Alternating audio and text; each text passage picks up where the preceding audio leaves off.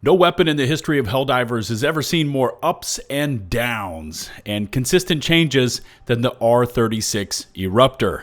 We've seen it go from the glorious nuke launcher it was at launch to having its mags cut in half, to then seeing its unique shrapnel effect completely removed, then receive more base damage. Shrapnel was added back in at some point, armor pen was increased, new 360 shrapnel, and with its most recent patch, it received a massive overhaul to the handling ergonomics.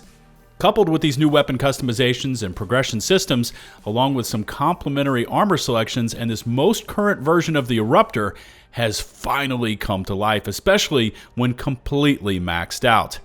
If you feel like supporting the channel, please hit subscribe and ring the notifications bell to receive alerts for videos just like this one. For those of you looking to become a channel member, we have tiers and perks for every level.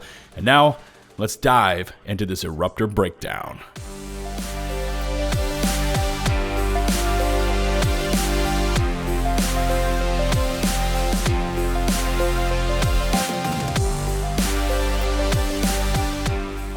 So, very quickly, looking over the base stats, and the Eruptor puts out a hefty 455 damage per shot, has a mag capacity of 5, recoil, it's big as well, sitting at 72, but don't worry about that for right now. And the fire rate was recently buffed in the latest patch up to 32. It also has heavy armor penetration and explosive damage, making it an absolute unit of a weapon.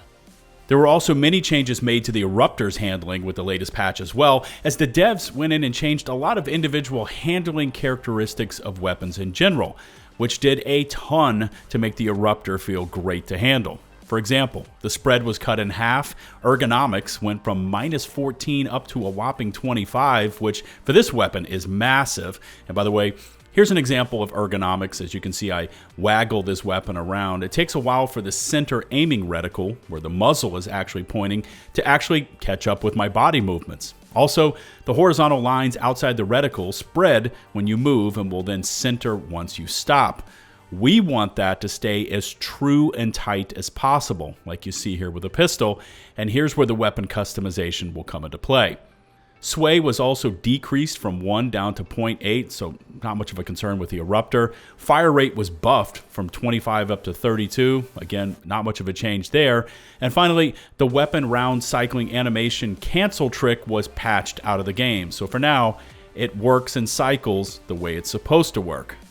Next, let's take a look at the weapon customization for the Eruptor, and what makes this thing so damn easy to max out is that everything you want for the attachments can be unlocked by level 14. Now, I took it up to level 24 for those exclusive camos and that last optic you can unlock, but you won't need to spend nearly that amount of time or resources unless you want to. Important items here are that you do not need to worry about horizontal or vertical recoil because this weapon is bolt action and will settle after each shot. Also, sway is not an issue here either, and we have armor to improve mags and reload time, so all we want to do is try to jack our ergonomics up as high as they can possibly go.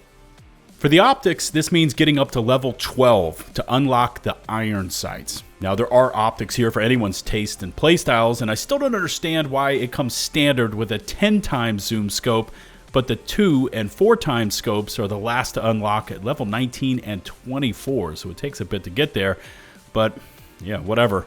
The pick here for max ergonomics, again, are the iron sights, but if you absolutely have to have a reticle, which I don't prefer because I prefer to stay in third person, but if you need it, use the Reflex Sight Mark II.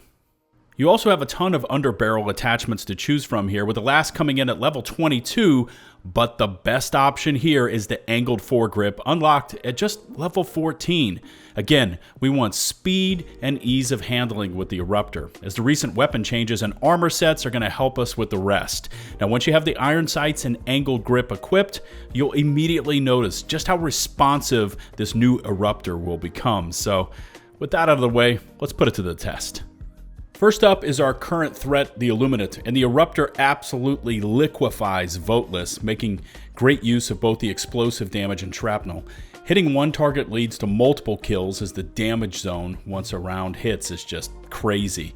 It's also capable of one-tapping overseers with the right impact points, but more often than not, you'll need a quick follow-up shot, making use of those ergonomics, which is, by the way, not always easy because the overseers, especially those flying variants, have an anticipation strafe mechanic. Flesh mobs are where you're really going to appreciate just how much of a unit the Eruptor is, taking 3 to 4 shots to completely down one of these walking health pools.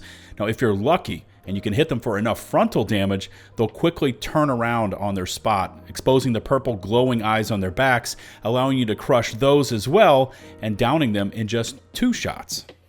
Shielded Illuminate spawn ships can easily be dealt with, and I prefer to have a secondary I can use to drop those shields where I can save the Eruptor ammo and only use it to hit around through the door to finish them off.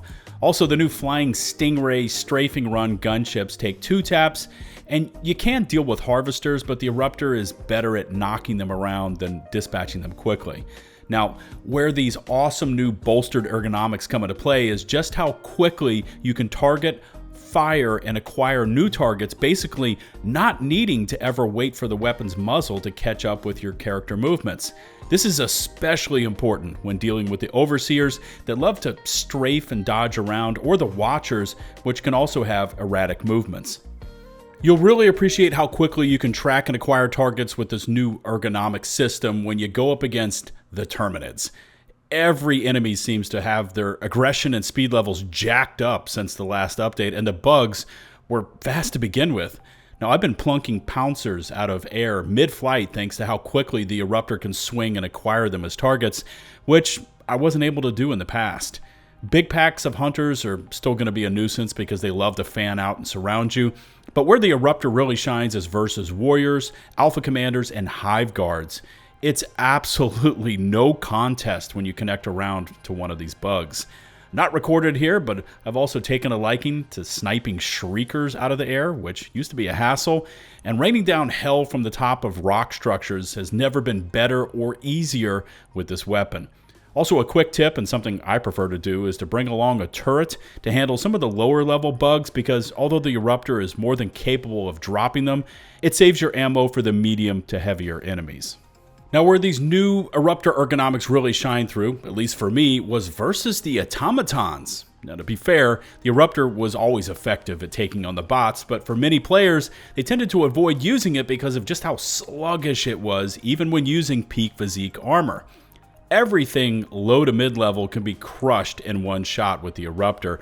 Gunships are not a problem, and even hulks, if you hit the eye hole, can be dealt with without the need for an anti-tank weapon. Of course, headshots are ideal for all of these enemy types, and being able to make quick adjustments now thanks to how quickly this weapon follows your movements, it's just freaking sick. I don't know how else to say it, but for the first time ever, the Eruptor is a weapon I can snap onto targets quickly and has instantly made it into my top 3 weapons to choose for whatever faction I'm about to go up against. But to take this new beautiful handling sports card to the next level, you need premium fuel. And in this case, we need to quickly talk armor sets you will want to consider.